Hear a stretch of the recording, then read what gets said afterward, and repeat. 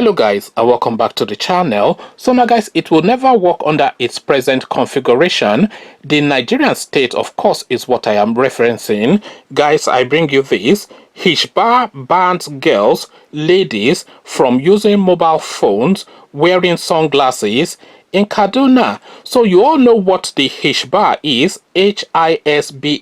Hisbah is sort of like a religious morality militia that they have in the northern regions of the country that is put in place to enforce some sort of like a religious morality on the population of that space, which by the way sits outside of the Nigerian constitution, because the Nigerian constitution is a multi-religious constitution, and it does not facilitate for the bent of religious bias within any of its space. So this organization already sits outside of the constitution, but of course the assemblies, the local assemblies in the northern space have facilitated for it via their own pronouncements and policies. But now they are now taking on powers that is beyond that moral police that is their core duty. So again, the ridiculousness: Hisbah bans girls, ladies from using mobile phones, wearing sunglasses in Kaduna. So now let's now see how they justify this. Officials of Hisbah in Kaduna State have banned girls and ladies in Kuriga village under the Chikum local government area from using or possessing mobile phones and sunglasses. A resident of the community who spoke to correspondents raised alarm over the increasing repressive activities of the religious police in the region. He alleged that Hisbah had been frustrating the lives of youths in Kuriga and often carry out severe punishments for moral failings. Hisbah is punishing youths for keeping afro hair, and sometimes it is accompanied with beatings. So they are now dishing out beatings to the natives of Kaduna State, and this is now within the same space that we occupy called Nigeria. So can you imagine that? Can you imagine the Christian organizations in, let's say, Igbo land throwing out some sort of like a moral police on the streets of Igbo land, some religious police, to measure the skirts of our ladies and their dresses, and if it's not below knee length, to then dish them a beating? Can you imagine that? But this of course is what is happening in Kaduna State, which is of course meant to be part of the entity that we call Nigeria. We carry on. They have also prevented women and girls from using smartphones, claiming that it is used to spread on Islamic behavior. They are just terrorizing us, he told correspondents. Another resident of the town also said Hisbah personnel have prohibited women and girls from wearing sunglasses. So we just have to pause there for a moment, because I am of course not of that religion and I can't claim to know the intricacies of that religion. But what I do know is wearing sunglasses, yes, one is a fashion thing, but more importantly is a health thing. The sunglasses prevent your eyes from the rays of the sun. It is a protection tool. It's a protection wear. It's a protection accessory to insulate your eyesight from the rays of the sun, especially in the northern parts where it's like baking hot and it's sunny most days of the year. So it is even a medical tool. It comes under like a medical apparel. But of course, I don't really know how this stands against their religion, of course, because there was even no sunglasses when the statutes of their religion was put in place. But apparently now, these power-mad people who are intent on jamjawiding the Nigerian state have now gone to the length of mobile phones and and sunglasses is haram. So we carry on with this ridiculousness. They also sometimes storm houses where ceremonies are taking place and punish playing of music, dancing, and any form of entertainment, he said. So you are having your wedding, of course, and you are not allowed music according to their culture. So this is why I'm saying that this thing that we are calling Nigeria, it has different definitions to different people, and if you look at it holistically, it's not something that gels together, because there's nothing that the southerners love more, and I'm talking, of course, especially about the Igbos, are more potently about the Yorubas, than a good party, so that you can put on your best dress, turn up at the event, look glamorous, drink and eat, and dance all night. We enjoy that, and that is our culture. And the culture that is also meant to be part of our culture, because we're claiming to be the same country, is offended by wearing sunglasses, is offended by having mobile phones, is offended by music, is offended by dancing, and is offended by ceremony. So, I mean, I don't see how this works. But let's just round it off. Hisbah recently made headlines for shaving off stylish haircuts of young men in Kano State. So we are talking about Kaduna with the sunglasses and the smartphones, but the hairstyle in Kano State is the one that causes offense. So you can see that it spans the entirety of their own country. We have to really start calling it their own country now, because it's different countries for all of us, really. So we just have to get to that point, acknowledge that it is different countries for different parts of the Nigerian entity. So if we have that understanding, then we can start from that point to see how we either disband peacefully or reconfigure in a way that we can have our own lifestyle and promote our own being, and they can do whatever it is. Wear sunglasses and mobile phones is offensive, because it is certainly not offensive in Yoruba land, and I can confidently speak for the Igbos as well. I don't think it's offensive in Igbo land as well. But let's round it off.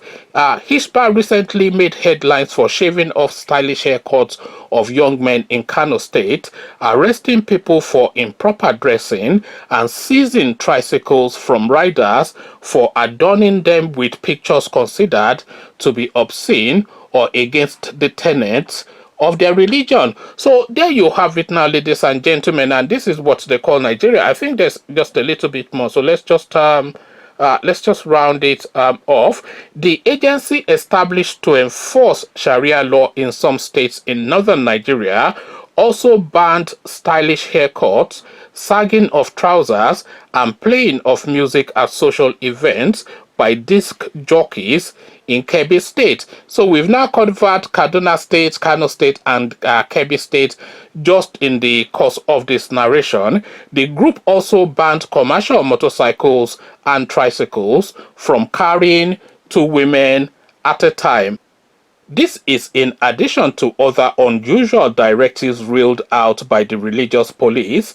Despite condemnations from Nigerians, the group has continued its push for a religious agenda in the north. So yes, a religious agenda in the north, and they can have that because, you know, everybody has the right to determine how they live, and if that is how they want to live, then of course they have the right to live like that. But we in the south certainly do not want to live that sort of a life. Imagine a sort of life that you are not allowed a mobile phone, you cannot wear sunglasses, you cannot listen to music, you cannot dress up, you cannot have a party, you cannot cut your hair in a way that you feel best enhances your features, because according to some knucklehead somewhere, it is against his yum yum and yam yam or whatever it is that it is against. The ludicrousness of it is beyond anything that the mind can fathom. You know, so this is the thing. These people are the way they are, and they would never change, because this is a narrative. This was the same thing that Fela Kuti was protesting against before he met his demise. This was the same thing that Awolowo was protesting against. So this is not a new thing. This is the way these people have always been, and this is the way these people will always be. So now that's fine. They are the way they are, and nothing wrong with that. They can't be the way they are because they are their own people. They have their own culture and they can live within that. But the way they are is almost in diametric opposition to the way we are.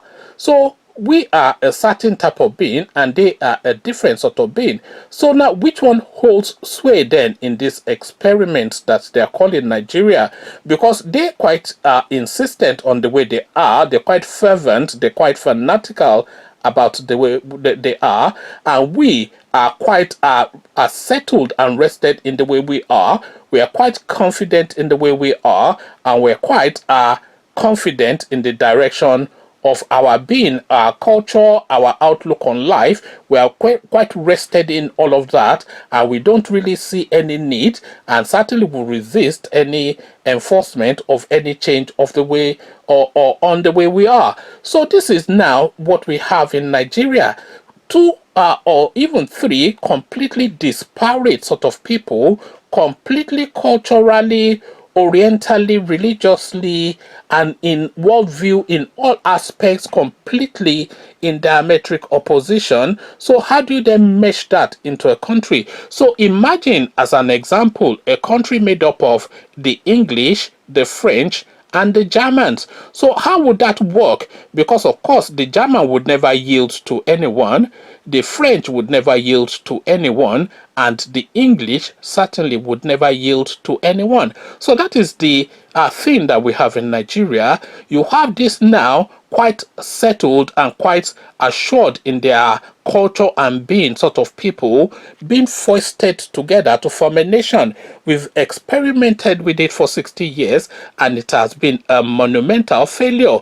The Hausa Fulani is never going to change for anyone. Why should he, when he has the dominion over the Nigerian space and is holding it at gunpoint?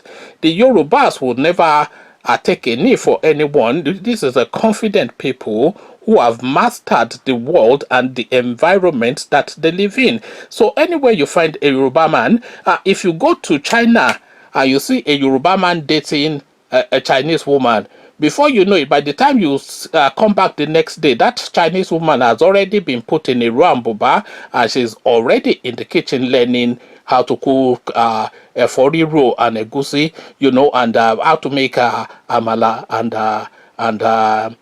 and a bar. So the Yoruba culture doesn't yield to any culture, and it is the same with the Igbo culture. The Igbo man is not giving up his yellow gari for anybody. He is confident that any environment that he finds himself in, he will excel. And we have seen countless examples of Igbos all over the world. They will go to any country and they will excel there, come what may. So they are not certainly going to give on any of that tried and tested thing in their culture up for anyone. So completely disparate people. Can you imagine you telling Alaja from Balogun that she cannot wear sunglasses and do her makeup and carry her iPhone to that Owambe party? Who is your father that you come and tell Alaja? Who is your father that you go and tell Madam Nneka Nnewi that she cannot wear her sunglasses and wear her whatever Iran Buba and carry her phone with her luxury cars to go and show them wherever she needs to show them? Who are you? But then of course that is the culture in their own country. Conversations in the comment section. They are banning sunglasses and smartphones in the northern regions of Nigeria, but then of course that comes as no surprise to anyone. These people are in fact actually backward. You remember that Boko Haram, it actually means Western education or Western ways of life is sacrilege, and this is the sacrilegious enforcement now that we're seeing with this bans. Come share thoughts, but before you do that, click on the red subscribe button so it turns gray. The bell button notifies you every time I drop a new video. Click on like as well because that helps with the YouTube algorithm. Once you've done all the clickings, come tell me then they are banning sunglasses and mobile phones in the north very soon, because of course we have Fulani dominion over the Nigerian space. Very soon they'll be banning sunglasses and mobile phones on the streets of Lagos. What says you? Come share thoughts. So I'll leave you here. Carry the conversation on with you in the comment section, but here I say peace.